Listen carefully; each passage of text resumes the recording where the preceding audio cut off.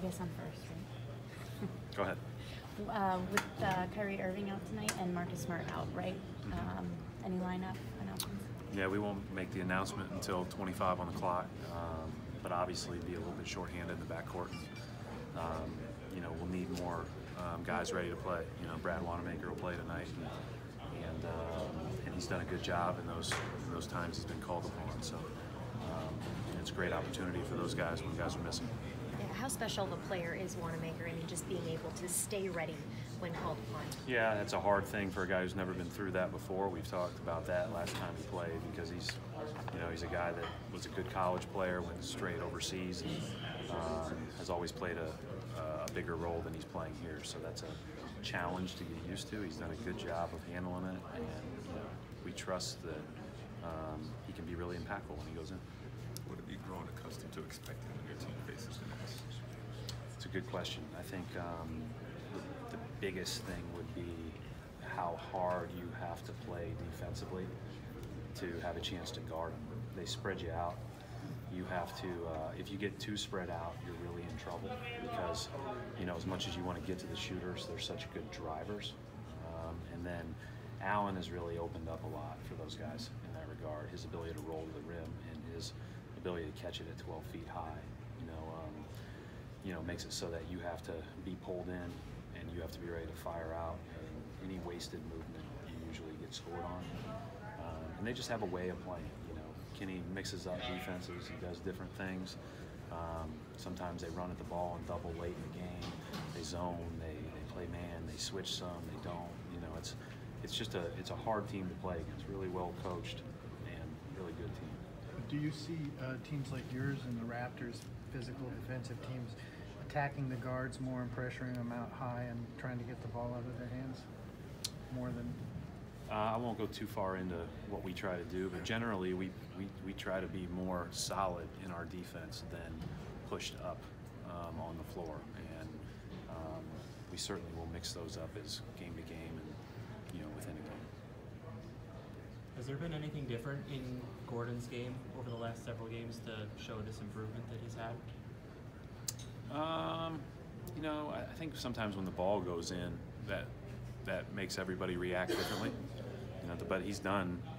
I mean, he's made great plays. He's made great passes. He rebounds. He makes the right read. He can defend multiple positions. He's physical in the post on defense.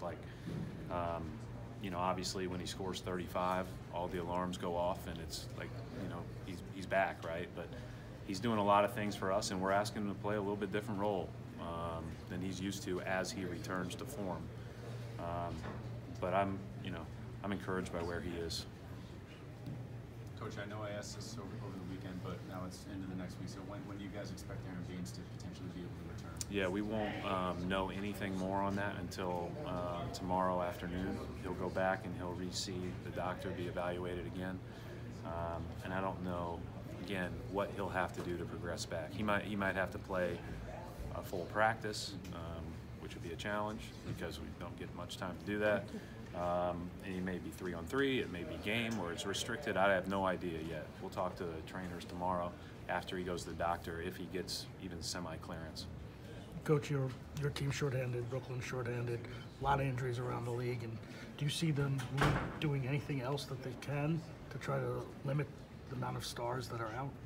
And everybody that's out. I think it's a great question, but I think anytime we're playing 59 games before the All-Star break, as is most teams in the league. I mean, there's going to be guys out at times. That's part of it, and hopefully, like in our case, those aren't long-term injuries. Obviously, Baynes has missed a good amount of time here.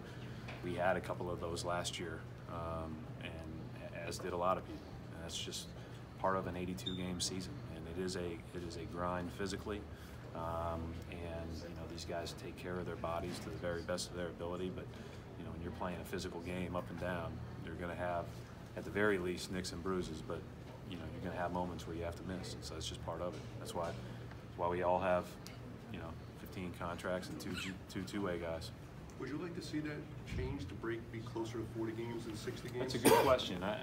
As I was looking at it, because we moved the season up, maybe there is an argument at some point to move the All-Star break up, but it's, you know, the benefit of it is after you come back, you're sitting at 1/4 of your season left. And so, you know, I think we found that to be beneficial last year headed into the playoffs, where you had a little bit more freshness on April 12th or whatever it was. So, you know, if you're fortunate enough to be in that position, which we all hope we are, then, you know, there's a benefit and a negative to everything, I guess. 82 is 82.